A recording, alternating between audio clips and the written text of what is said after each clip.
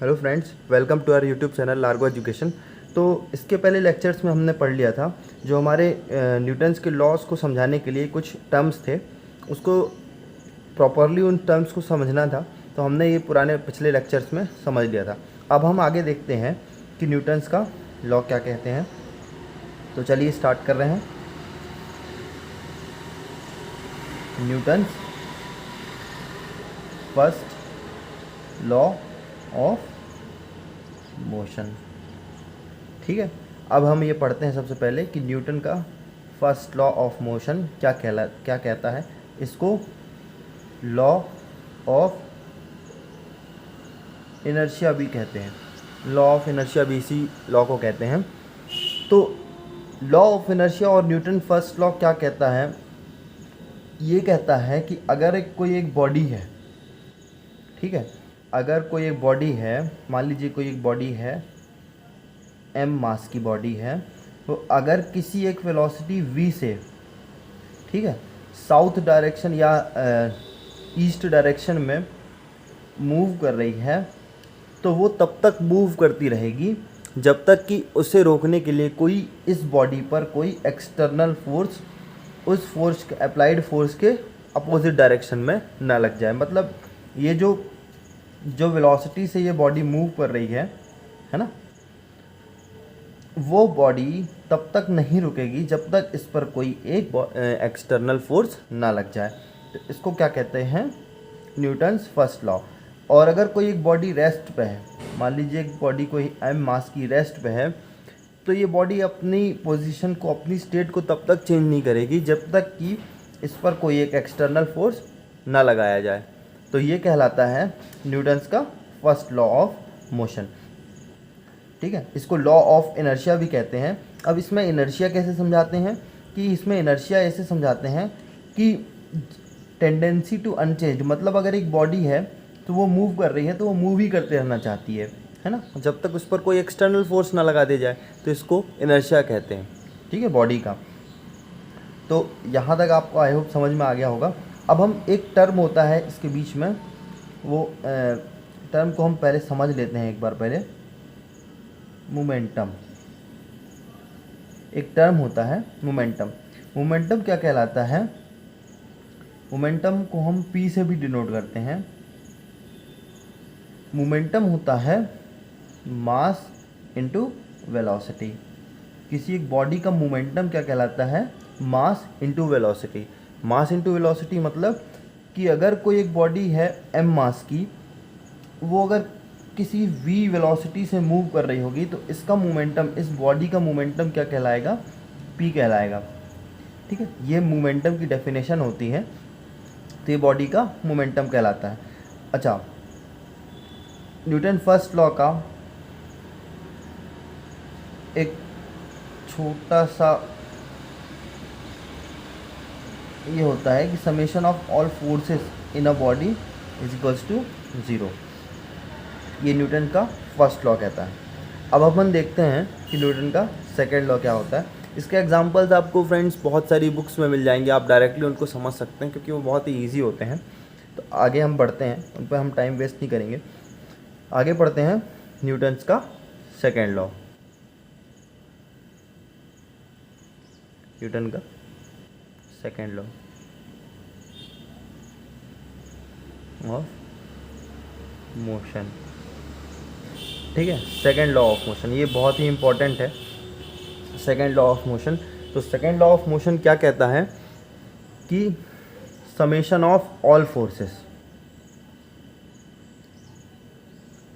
Summation of all external forces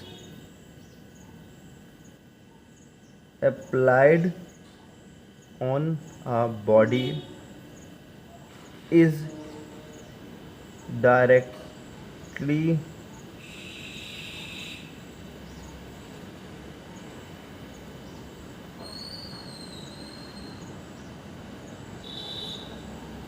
proportional to its rate of change of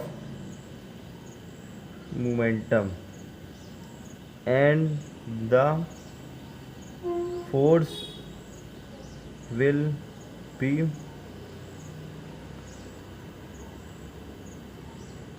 and the direction of a body and the direction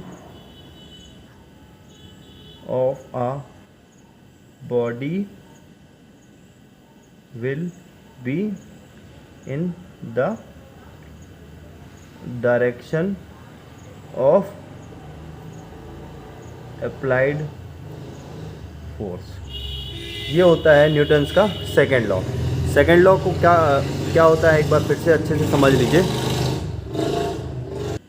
हाँ, तो एक बार अच्छे से Newton का second law समझ लीजिए कि summation of all external forces, external ही क्यों बोला, इंटरनल भी कुछ फोर्सेस लगते हैं जिस पर हम अभी नहीं जाएंगे। तो summation of all external forces applied on a body is directly proportional to its rate of change of momentum, and the direction of a body will be in the direction of a applied force। मतलब कि summation of all external forces is equals to rate of change of its momentum। Okay, अब हम इसको थोड़ा सा derive कर लेते हैं तो हमारा एक पॉपुलर इक्वेशन बन जाएगा। समेशन ऑफ ऑल फोर्सेस क्या कहलाएगा ये। अब मोमेंटम को भी मैंने आपको समझाया कि इसको क्या लिख सकते हैं हम, d mass into velocity divided by dt। Okay, तो अभी क्या हो जाएगा, force is equals to mass, तो इसका डिफरेंशिएशन होगा नहीं, dv बाय dt हो जाएगा। तो फोर्स यहाँ से क्या आ जाएगा, मास इंटू एक्सेलरेशन। ये हमारा एक न्यूटन का सेकेंड लॉ का इक्वेशन हो गया, न्यूटन सेकेंड लॉ का इक्वेशन हो जाता है। ये बहुत ही फेमस है, इसको अच्छे से समझ लीजिएगा फ्रेंड कि summation of all external forces, कोई भी एक बॉडी है अगर वो मूव कर रही है तो उस पर जो भी फोर्स लग रहा होगा, मान लीजिए एक बॉडी m है, ठीक है, m मास की बॉडी v वेलोसिटी से इस सरफेस पर मूव कर रही है तो उस पर दो प्रकार के फोर्स लग सकते हैं, अभी इस करंट सिचुएशन में लग रहे हैं। एक फोर्स जो इस बॉडी को इस डायरेक्शन में मूव करा रहा है, एक फोर्स वो, और एक फोर्स वो जो इस मूवमेंट के अपोजिट डायरेक्शन में लग रहा होगा, मतलब ये फ्रिक्शन फोर्स जो कि इसके अपोजिट डायरेक्शन में लग रहा होगा। तो जो इन दोनों फोर्स का समेशन होगा वो किसके इक्वल होगा, मास इंटू एक्सेलरेशन के। और मास किसका, बॉडी का मास, एक्सेलरेशन किसका, बॉडी का। ओके, तो ये हो गया न्यूटन का सेकेंड लॉ। अब हम न्यूटन के थर्ड लॉ के बारे में जानते हैं। Newton's third law of motion. Newton का थर्ड लॉ क्या कहता है, न्यूटन का थर्ड लॉ कहता है कि every action has equal and opposite reaction. Okay, every action has equal and opposite reaction, मतलब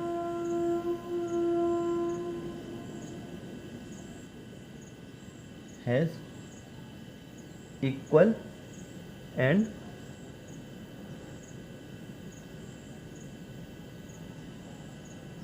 इसका मतलब सबसे सिंपल यही होता है कि अगर हम दीवार पर एक घुसा मारेंगे तो वो दीवार भी हम पर उतना ही फोर्स से, कुछ घूंसे के बराबर का ही फोर्स हमारे हाथ पर अप्लाई करेगी।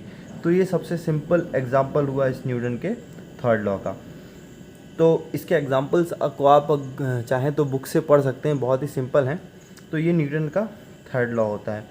अब इसके आगे का हम अगले लेक्चर्स में देखते हैं फ्रेंड्स। आई होप ये लेक्चर आपको पसंद आया होगा।